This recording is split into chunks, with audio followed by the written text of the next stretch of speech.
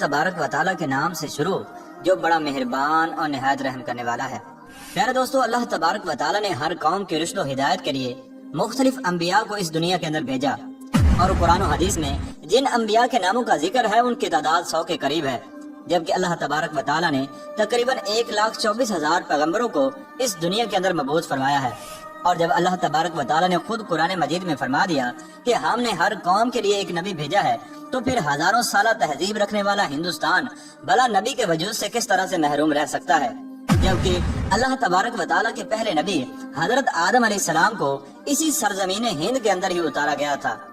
प्यारे दोस्तों, हिंदू दुनिया का वाहिद ऐसा मजहब है जिनकी मशहूर मजहबी किताबों के अंदर एक खालिक व मालिक, जन्नत और दोज़ख और आखिरत का तस्वर मौजूद है। इसके अलावा सरवर कायनात फख्र दो जहां हजरत मोहम्मद सल्लल्लाहु तआला अलैहि वसल्लम के बारे में भी वादे पेश गोयां हिंदू मत की मशहूर किताबों के अंदर मौजूद हैं। चुनांचे संस्कृत और हिंदू मजहब के मायानाज प्रोफेसर जो कि इलाहाबाद यूनिवर्सिटी भारत में बतौर प्रोफेसर खिदमत अंजाम दे रहे हैं, उन्होंने हिंदी जुबान में एक किताब कल की अवतार और मोहम्मद सल्लल्लाहु तआला अलैहि वसल्लम साहिब के नाम से लिखकर भारत में तहलका मचा दिया, जिसका बहुत सी जबानों में तर्जमा भी किया जा चुका है, जबकि हिंदुओं के बड़े बड़े पंडित भी इस किताब को झूठा साबित करने में नाकाम हो चुके हैं। नाज़रीन गिरामी, इस किताब में लिखारी ने उन तमाम पेश गोइयों को यकजा कर दिया है जो कि हिंदुओं की मुकद्दस किताबों में अल्लाह के आखिरी नबी हजरत मोहम्मद सल्लल्लाहु तआला अलैहि वसल्लम के बारे में लिखी हुई थी। हिंदुओं का यह अकीदा है कि बुराइयों के खात्मे के लिए 10 अवतारों यानी पैगम्बरों ने इस दुनिया में आना है, जिनमें 9 पिछले 3 युग यानी अदवार में आ चुके हैं और अब आखिरी दौर यानी कल युग में कल की अवतार यानी आखिरी नबी को आना है। जबकि हिंदुओं का ये भी मानना है कि ये कल युग कई हजार साल पहले शुरू हो चुका है और दुनिया के तबाह होने तक यही दौर रहेगा। इसलिए हिंदू अब आखिरी कल की अवतार या आखिरी मसीहा के मुंतजिर हैं, जिसकी खबर उनकी तमाम मुकद्दस किताबों में दी गई है। हिंदुओं की जानी मानी किताब भगवत पुराण में लिखा है कि कलयुग यानी आखिरी दौर का एक बड़ा हिस्सा गुजर चुका है और यही वो दौर है कि जिसमें भगवान ने आखिरी और ताकतवर अवतार को भेजना है। प्यारे दोस्तों, ये याद रहे कि पैगंबर और अवतार हम माना अल्फाज हैं जिनका तस्वुर हिंदू मजहब में मौजूद है।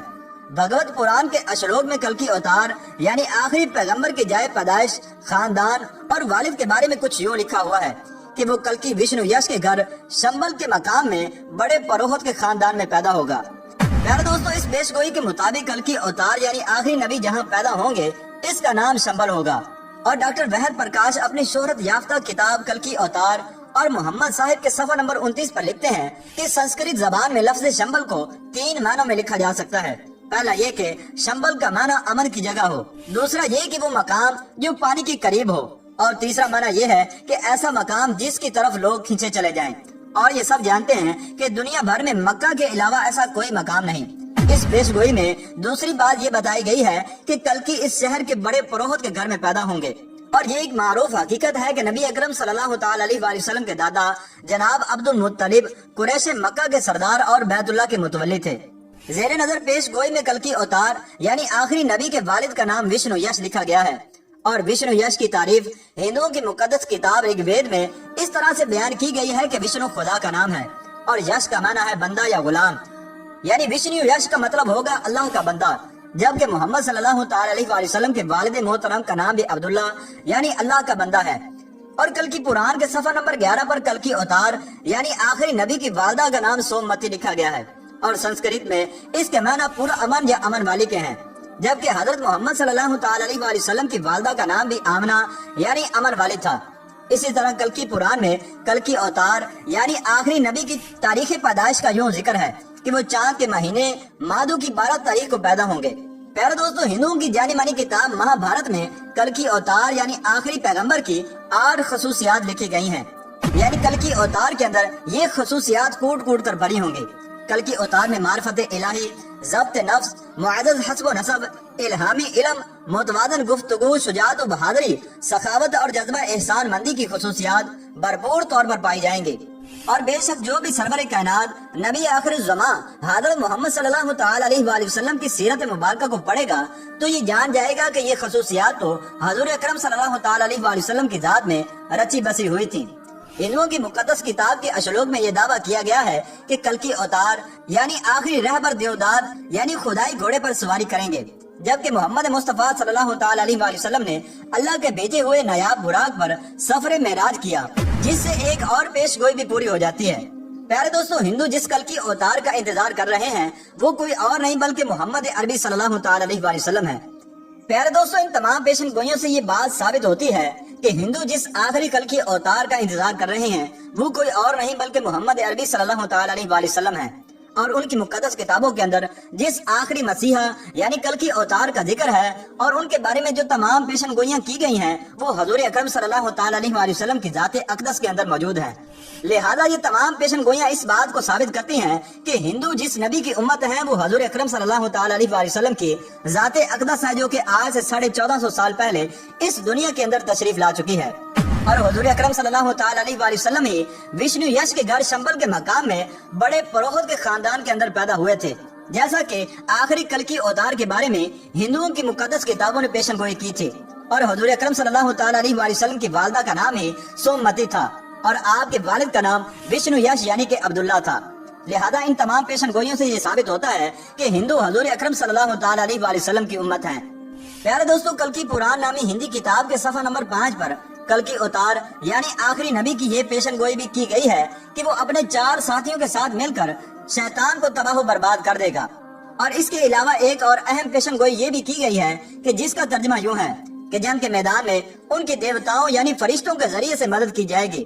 جبکہ ہندو مذہب میں فرشتوں کے لیے دیوتا کا لفظ عام استعمال کیا جاتا ہے۔ اب اگر دیکھا جائے تو ان تمام پیشن گوئیوں سے یہ ثابت ہوتا ہے کہ ہندو جس آخری کل کی اوتار کا انتظار کر رہے ہیں وہ حضور اکرم صلی اللہ تعالی علیہ وآلہ وسلم ہی ہیں، کیونکہ نبی اکرم صلی اللہ تعالی علیہ وآلہ وسلم ہی کی فرشتوں کے ذریعے سے مختلف غزوات میں مدد کی گئی، جس کا ذکر قرآن مجید میں بھی موجود ہے۔ ناظرین گرامی، محمد عربی صلی اللہ تعالی علیہ وآلہ وسلم وہ ہستی ہیں کہ جن کے بارے میں قدیم مذاہب کے ماننے والوں کو خود ان کی مذہبی کتابوں میں کھلی خوشخبریاں اور پوری انسانیت کے لیے مسلمہ لیڈر کی حیثیت سے تسلیم کرنے کی واضح طور پر ہدایات دی جا چکی ہیں، بشرط یہ کہ وہ اپنی تمام مذہبی کتابوں کی ان گواہیوں سے پوری طور پر واقف ہوں۔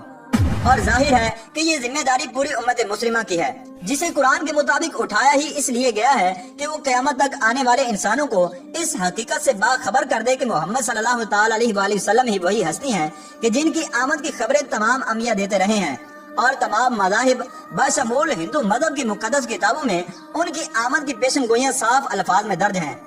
ہندوؤں کی مقدس کتابیں جس کل کی اوتار یعنی آخری پیغمبر کی دہائی دے رہی ہیں وہ کوئی اور نہیں بلکہ محمد عربی صلی اللہ تعالی علیہ وآلہ وسلم ہیں، جن کی آمد کے بعد اب کسی نبی، رسول اور رہبر کو کبھی بھی نہیں آنا۔ لہذا ہندوؤں کی مقدس کتابوں سے یہ ثابت ہو رہا ہے کہ ہندو آخری نبی حضرت محمد صلی اللہ تعالی علیہ وآلہ وسلم کی امت ہیں،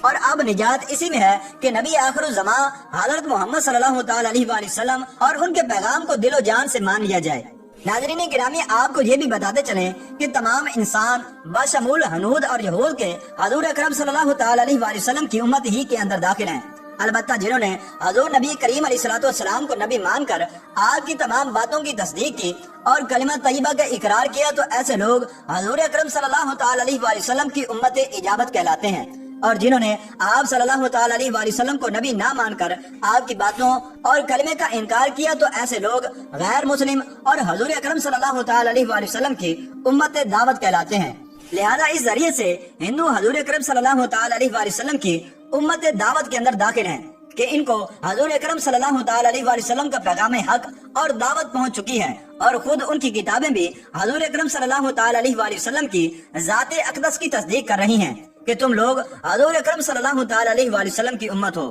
اللہ تبارک و تعالیٰ سے دعا ہے کہ اللہ تبارک و تعالیٰ ہندوؤں کو ہدایت نصیب فرمائے اور حضور اکرم صلی اللہ تعالی علیہ وآلہ وسلم کی غلامی کا دامن تھامنے کی توفیق عطا فرمائے۔